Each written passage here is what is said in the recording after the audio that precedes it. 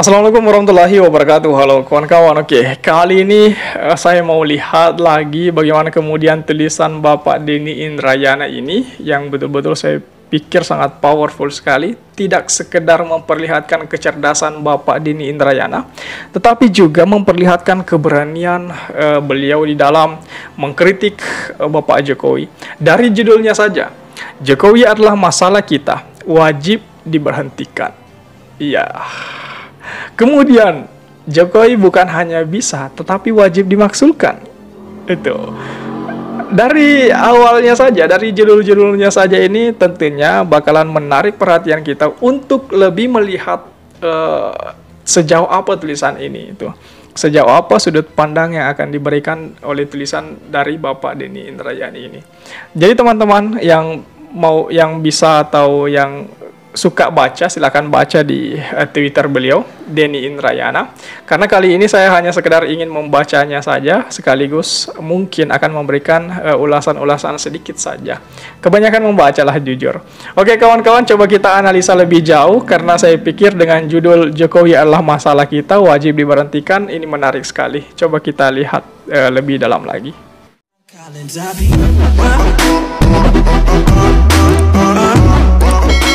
Jokowi bukan hanya bisa, tapi wajib dimaksulkan. Logika berpikirnya sederhana, simple logic. Kita harus berpikir lebih sehat, lebih waras. Karena saat ini sudah banyak logika yang bengkok. Misal mengatakan Kaesang tidak membangun dinasti karena beda kartu keluarga dengan Jokowi. Atau Jokowi tidak bisa dimaksulkan karena dipilih langsung oleh rakyat. Itu logika yang nyungsep itu. Berikut 3 logika sederhana pelanggaran Jokowi yang masuk delik pemaksulan itu, menurut Bapak Denny Indrayana. Yang pertama, Pak Jokowi patut diduga melakukan korupsi memperdagangkan pengaruh itu. Kasusnya adalah yang dilaporkan Ubaidillah Badrun pada 10 Januari 2022. Sudah lebih dari setahun yang lalu tanpa ada progres itu, yaitu laporan dugaan korupsi suap yang diterima anak-anak Bapak Jokowi. Seolah-olah penyertaan modal ratusan miliar rupiah itu. Modal besar demikian tidak mungkin diberikan kalau Gibran dan Kaesang bukan anak Presiden Jokowi. Saya berpendapat inilah modus trading in influence itu, memperdagangkan pengaruh Jokowi sebagai presiden. Logika sederhananya yang terjadi adalah korupsi memperdagangkan pengaruh Presiden Jokowi, bukan penyertaan modal itu. Kemudian yang kedua, Bapak Presiden Jokowi patut diduga melakukan korupsi, menghalang-halangi proses penegakan hukum itu. Kepada seorang anggota kabinet, pimpinan KPK menyatakan ada 4 kasus korupsi yang menjerat seorang elit politik. KPK siap mentersangkakan dengan seizin presiden. Sampai saat ini, sang elit tetap aman karena berada dalam barisan koalisi Bapak Jokowi. Itu jelas melanggar pasal 21 Undang-Undang Tipikor. Bapak Jokowi menghalang-halangi penegakan hukum atau obstruction of justice itu. Kemudian yang ketiga, Bapak Presiden Jokowi melanggar konstitusi, kebebasan berorganisasi, karenanya masuk delik pengkhianatan terhadap negara itu. Muldoko Gate, yaitu pembegalan Partai Demokrat oleh KSP Muldoko adalah pelanggaran HAM. Pemberian atau by omissions oleh Presiden Jokowi menunjukkan beliau terlibat mencopet Demokrat. Logika sederhana, Muldoko Gate bukanlah hak politik Muldoko yang patut dihormati, tetapi adalah pembegalan partai politik yang adalah bentuk kejahatan, kawan-kawan.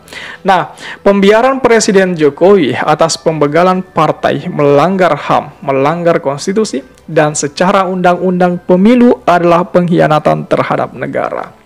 Dengan 3 delik pelanggaran impeachment yang kasat mata di atas, DPR bukan tidak mampu atau unable untuk memberhentikan Jokowi, tetapi tidak mau atau wailing itu. Untuk paham lebih jauh silahkan lihat YouTube dari Bapak Denny Indrayana. Saya cantumin linknya di kolom komentar. Katanya salam akal sehat, Denny Indrayana, tanda tangan beliau jelas itu. Jadi saya pikir kawan-kawan ini menarik sekali untuk kita lihat bagaimana kemudian pelanggaran-pelanggaran atau 3 pelanggaran besar menurut Denny Indrayana yang dipaparkan dalam tulisan yang ia upload ini. Kemudian tulisan ini juga sudah pernah dibahas di kanal YouTube, di link di bawah, teman-teman bisa nonton itu, langsung klik saja di deskripsi itu. Saya cantumin di bagian itu. Nah, ini menarik untuk menambah khasanah berpikir politik kita sekarang ini, khasanah politik Indonesia sekarang ini. Betul-betul memberikan semacam pandangan yang oh iya, ternyata Pak Jokowi melakukan seperti ini. Apakah betul-betul melakukan seperti ini? Jadi semakin nyata bahwasanya Bapak Jokowi ini betul-betul tidak sekedar takut untuk melepaskan kekuasaan, tetapi Bapak Jokowi semacam diduga mencari sosok yang bisa menjadi tempat perlindungannya di kemudian hari. Karena ketika Bapak Jokowi keluar dari istana hanya melenggang begitu saja tanpa ada backingan yang pasti, ya saya pikir betul-betul akan meresahkan beliau, karena banyak sekali yang bisa mentersangkakan beliau dengan pelanggaran-pelanggaran yang telah diutarakan, salah satunya tokoh dari Bapak Denny Indrayana ini. 3 kesalahan besar saya pikir, atau dugaan kesalahan besar, saya pikir ini sangat betul-betul merepotkan Bapak Jokowi di kemudian hari. Ya wajar jikalau Bapak Jokowi betul-betul mati-matian ingin mencari pengganti yang bisa membackup-nya di kemudian hari itu. Jadi apakah kemudian Bapak Anies misalnya, Pak Anies tidak dipercaya Pak Jokowi untuk membackup Pak Jokowi di kemudian hari, ataukah seperti apa? Ataukah Pak Jokowi yang saat ini tengah memberikan harapan kepada Gerindra, atau memberikan harapan kepada Pak Prabowo yang mestinya Pak Jokowi mendukung Pak Ganjar, hanya kedua orang ini yang bisa memberikan backingan di kemudian hari, ataukah seperti apa itu?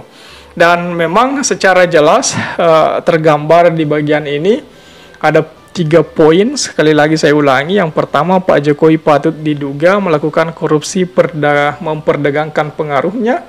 Kemudian yang kedua, Pak Presiden Jokowi patut diduga melakukan korupsi menghalang-halangi proses penegakan hukum. Kemudian yang ketiga, Presiden Jokowi melanggar konstitusi, kebebasan berorganisasi, karenanya masuk delik pengkhianatan terhadap negara.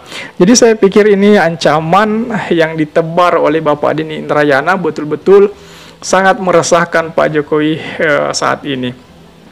Betul-betul kita bisa lihat juga bagaimana kekuatan dari Bapak Denny Indrayana ini melawan Pak Jokowi, dan saya pikir kekuatan Bapak Denny Indrayana ini patut kita contohi, keberaniannya patut kita contohi, kecerdasannya dalam mengungkap sedetail mungkin pelanggaran-pelanggaran yang diduga atau Pak Jokowi, atau pelanggaran yang diduga dibuat oleh Pak Jokowi itu.